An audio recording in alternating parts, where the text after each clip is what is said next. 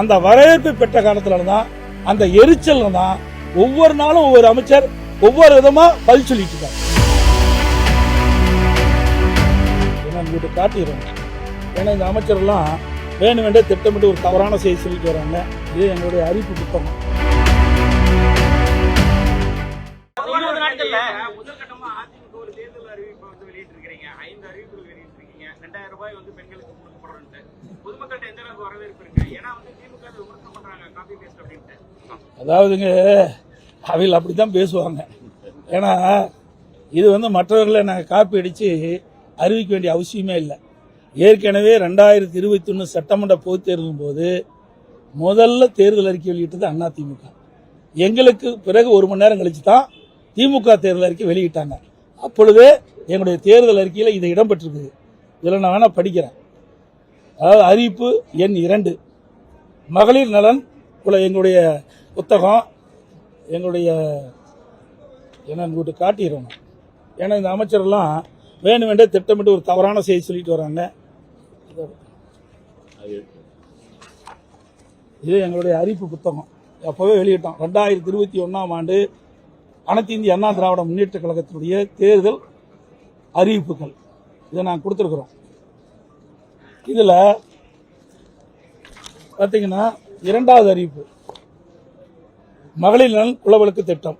சமூகத்தில் பொருளாதார சமநிலையை உருவாக்கிட குலவிளக்கு திட்டத்தின் மூலம் அனைத்து குடும்ப அட்டைதாரர்களுக்கும் ஒவ்வொரு மாதம் உதவித்தொகையாக 1500 வழங்கப்படும்.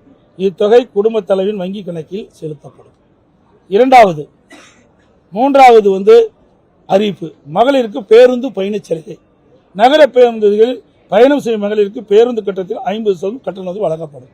அதான் நாங்கள் ஏற்கனவே அறிவிச்ச திட்டம் தான், ஒரு புதுசாக ஒன்று நாங்கள் இருக்கல. அதே மாதிரி வீடு அம்மா இல்ல திட்டம், அது நாங்கள் ஏற்கனவே அறிவிச்சிருக்கிறோம். குடியிருப்புக்கு சொந்த வீடு இல்லாதவர்களுக்கு கிராமப்புறங்களில் அரசே இடம் வாங்கி காங்கிரீட் வீடு கட்டி தரப்படும். நகர்ப்பகுதியில் அரசே இடம் வாங்கி அடுக்குமாடி வீடு கட்டி அம்மா இல்லம் திட்டம் மூலம் விலையில்லா வழங்கப்படும். இது அறிவிப்பு 1. இதெல்லாம் நாங்கள் ஏற்கனவே அனைத்து இந்திய அண்ணா திராவிட முன்னேற்ற கழகத்துடைய தேர்தல் அறிக்கையில் நாங்கள் அறிவிச்சிருக்கிறோம். அந்த அறிவிப்பின்படி தான் இப்போ மீண்டும் 2026 சட்டமன்ற பொதுத் தேர்தலில் எங்களுடைய அறிவிப்பை வெளியிட்டு மக்களிடத்தில் மிகப்பெரிய வரவேற்பை பெற்றிருக்குது.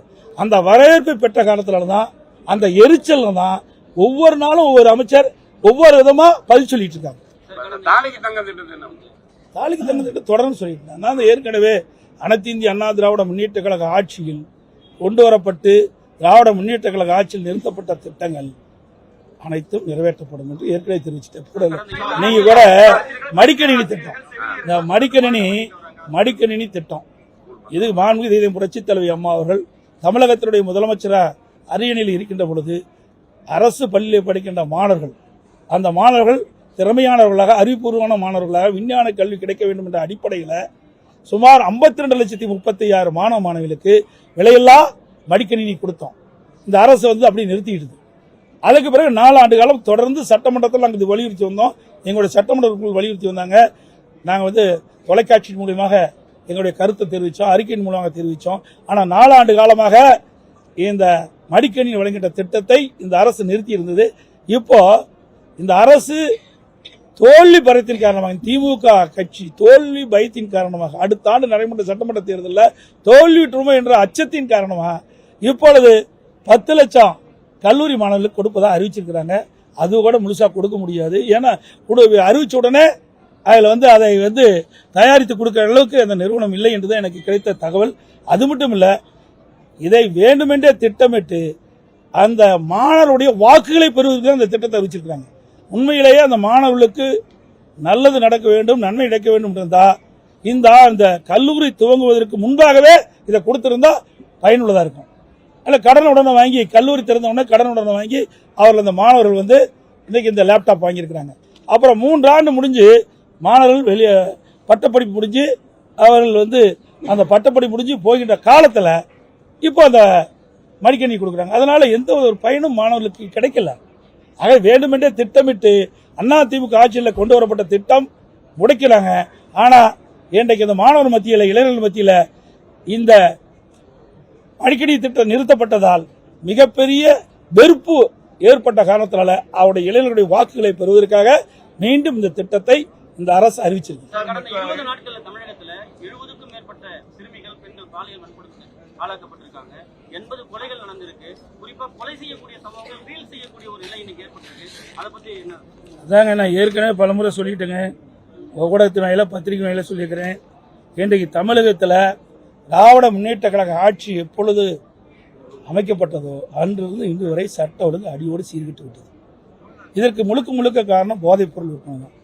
அந்த போதைப்பொருள் விற்பனையை தடுக்க இயலாத ஒரு அரசாங்கம், கையிலாகாத அரசாங்கம் தான் இந்த அரசாங்கம் இருக்குது.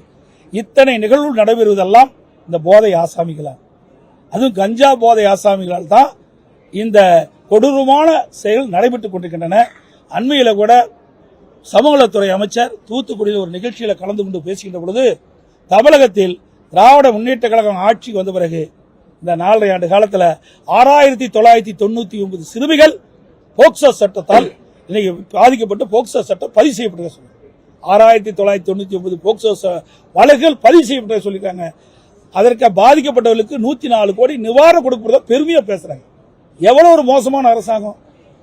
இன்னைக்கு ஒவ்வொரு மாதமும் இன்றைக்கு சிறுமிகள் பாதிக்கப்படுறாங்க, பெண்கள் பாதிக்கப்படுறாங்க. அது தொடர்ந்து இந்த ஆட்சியில் நடந்து கொண்டிருக்கின்றது. அதை கட்டுப்படுத்த இந்த அரசால் முடியல. அது காரணம் போதை விற்பனை அதிகரிச்சிட்டது. செய்திகளை உடனுக்குடன் தெரிந்து கொள்ள கீழ்கண்ட கேபிள் மற்றும் டிடிஎச் நெட்வொர்க்குகளில் எம்நாடு செய்தி தொலைக்காட்சியை காணுங்கள். பாதகம் செய்பவரை கண்டால் நாம் பயம் கொள்ளலாகாது பாப்பா.